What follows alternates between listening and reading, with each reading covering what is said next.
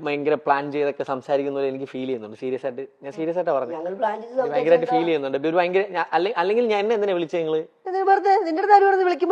അപ്പൊ അത് സീരിയസ് ആയിട്ട് അങ്ങനെയായോ ഇപ്പൊ? അപ്പൊ ശരി, നമുക്ക് ഇവിടെ വെച്ച് നിർത്താം. നിങ്ങൾ രണ്ടുപേരോട് അല്ലല്ല, നിങ്ങൾ രണ്ടുപേരോട് ഇന്റർവ്യൂ കൊടുത്താൽ മതി.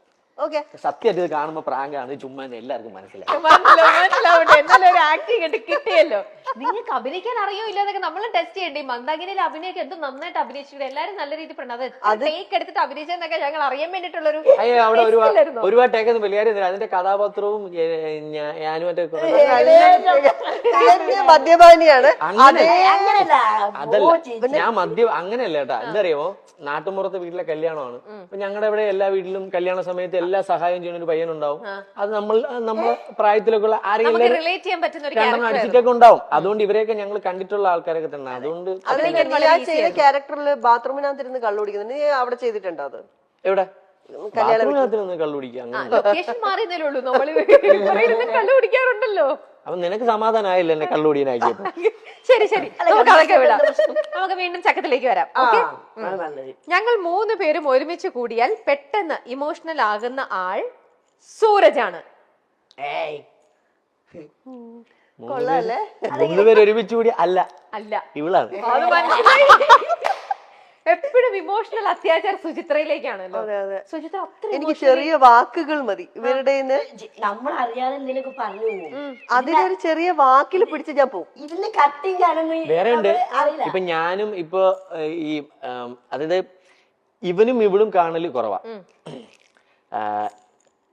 അത് കാര്യം ഞാൻ കൊച്ചിക്ക് വരാറുണ്ട്, ഇവള് കൊച്ചിക്ക് വരാറില്ല. ഞാൻ ഇവനും കൊച്ചിയിൽ വെച്ച് കാണും, എന്തെങ്കിലും വർക്കോ ഷൂട്ടോ എന്തെങ്കിലും പരിപാടിക്ക് കാണാറുണ്ട്. അപ്പൊ ഞങ്ങള് ഇപ്പൊ പരസ്പരം ഇവിടെ വെച്ച് കാണുമ്പോ കാണുന്ന ദിവസം ഞങ്ങള് ചിലപ്പോ ഭയങ്കരമായിട്ട് എൻജോയ് ചെയ്ത് നടക്കുമ്പോ ഇവള് അവിടെ ഇരുന്നിട്ട് ഞാനില്ലാതല്ലേ അല്ലേ ഇവളിരിക്കും. അപ്പൊ ഞാനില്ല, ഞാൻ കൊച്ചിക്ക് വളരെ വിരളിലെണ്ണാവുന്ന പ്രാവശ്യം വന്നിട്ടുള്ളൂ, മൊത്തത്തിൽ വന്നിട്ടുള്ളൂ. അപ്പൊ ഇവരെപ്പോഴും കൊച്ചിയില്ല. ഇവര് ഞാൻ നോക്കുമ്പോ ഇവരിങ്ങനെ കറങ്ങി കിടക്കും. അപ്പൊ ഈ സുഖിലെന്ന് പറഞ്ഞ് കൊണ്ടു നടന്നിട്ട് ഞാനില്ല അതില്. അല്ല, അവിടെ അവര് നോക്കുമ്പോ ആയല്ലോ ഇത് സൂരജും അഖിലും. അപ്പൊ ഞാനിവിടെ ഞാൻ ഈ സുഖില് ബാലൻസ് ചെയ്യുന്നുണ്ട്, അത് ശ്രദ്ധിക്കും. അല്ല, എന്നാൽ ഇപ്പൊ ഈ അഖിലെ ഏറ്റവും കൂടുതൽ എന്ത് പറഞ്ഞായിരിക്കും ഏറ്റവും കൂടുതൽ ഹേർട്ട് ചെയ്തിരിക്കുന്നത് സുചിത്രക്ക്? ഞാനോ? ഇത് ഇവനും പറഞ്ഞോണ്ട് എന്നെ മാത്രം പറയുന്നത്. അതിലടുത്ത സൂരജിലേക്ക് വരികയായിരുന്നു. ആണോ? ഞാനോ? ഇവൻ പറയണത് ഇവൻ മനസ്സിലാക്കത്തില്ല, നമ്മുടെ സിറ്റുവേഷൻ മനസ്സിലാക്കത്തില്ല. ഇവൻ ഇപ്പൊ ഇത് എനിക്കാണുണ്ടായ കാര്യം. ഇപ്പം ഞാന്, ശാലിനി, ഇവൻ എല്ലാവരുടെ കോൺഫറൻസ് കോളിൽ സംസാരിക്കായിരുന്നു. എന്റെ കോൾ എങ്ങനെയോ കട്ടായി പോയി. അത് കഴിഞ്ഞിട്ട് പെട്ടെന്ന് എപ്പോഴത്തേക്ക് എന്റെ കുഞ്ഞമ്മ വിളിച്ചു, അമ്മയുടെ സിസ്റ്റർ. അപ്പോഴത്തേക്ക് ഈ കോള് കട്ടായി പോയി. അപ്പൊ ഞാൻ വിചാരിച്ചു കുഞ്ഞമ്മല്ലേ, ഒന്ന് എടുത്തിട്ട് തിരിച്ച് കണക്ട് ചെയ്യാം. വിളിച്ചു, കോൾ എടുത്തു. ഞാൻ പറഞ്ഞു ആ കുഞ്ഞമ്മ ശരി, 1-2 വാക്കുകൾ പറഞ്ഞു, ശരി. അപ്പോഴത്തേക്ക് ഇവൻ വീണ്ടും വിളിച്ചു. ഉടനെ തിരിച്ചു പറയാണ്, നിനക്ക് വേറെ കോള് വന്ന് കട്ട് ചെയ്യുമ്പോ ഒരു വാക്ക് പറഞ്ഞിട്ട് പോയിക്കൂടെ? ഞാൻ പറഞ്ഞു ഇല്ലടാ.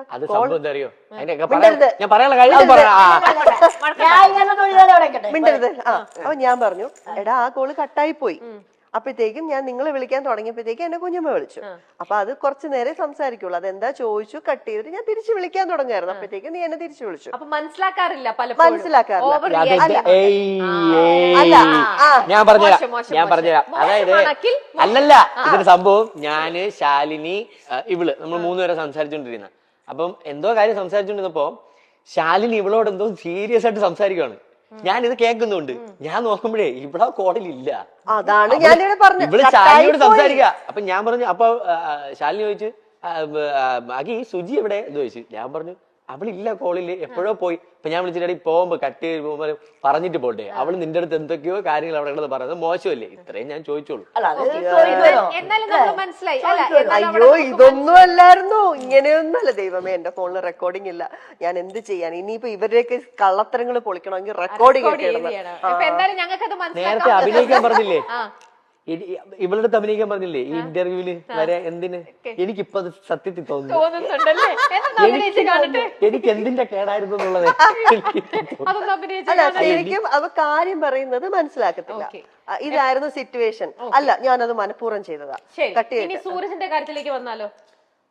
അവൻ പറയണത് എന്താന്ന് ഞങ്ങൾക്ക് മനസ്സിലാവാറില്ല, ഞങ്ങള് പറയുന്നത് എന്താന്ന് അവന് മനസ്സിലാവാറില്ല.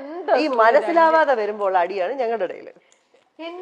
അതായത് ഇവൻ ഞങ്ങള് ചിലപ്പോ ഞങ്ങളുടേതായ ഒരു സർക്കിളിൽ ഒരു പ്രായത്തിന്റെ ഒരു ഇത് വെച്ചിട്ട് ഞങ്ങൾ സംസാരിക്കും. പക്ഷെ ഇവ ആ സമയം 80-കാരനാവും, 70-80 പോകും. ആ അപ്പൊ മനസ്സിലാക്കാൻ പറ്റില്ല. ചില സമയം നേരെ 10 വയസ്സിലോട്ട്. അതായത് നേരത്തെ ഈ ഒരു ഇരിപ്പിരുന്നില്ലേ, ആ ഇരിപ്പ് തന്നെ അവന്റെ ഒരു പ്രായവും കൂടെ അങ്ങ് ആ ഇരിപ്പിലൊന്ന് ആലോചിച്ച് നോക്കിയാൽ ചില പടത്തിലേക്ക് ഈ വിജയരാഘവനൊക്കെ സംസാരിക്കൂലേ വീട്ടിലെ കാരണവരായിട്ട്. കാരണവരാവും സമയത്ത് നമ്മള് കാരണം കണ്ടോ, ഇത് ഇത്രേ ഉള്ളൂ. ഇതാണ് സംഭവം. ഇതാണ് സംഭവം, മനസ്സിലായി. ഇനി ഞാൻ അടുത്ത കാര്യത്തിലേക്ക് പോട്ടെ കേട്ടോ. വേണ്ടേ കാരണവരാകുമ്പോ ആവണം. മനസ്സിലായി, ഒരു കത്തിൽ മനസ്സിലായോ? മനസ്സിലായി. ഇനി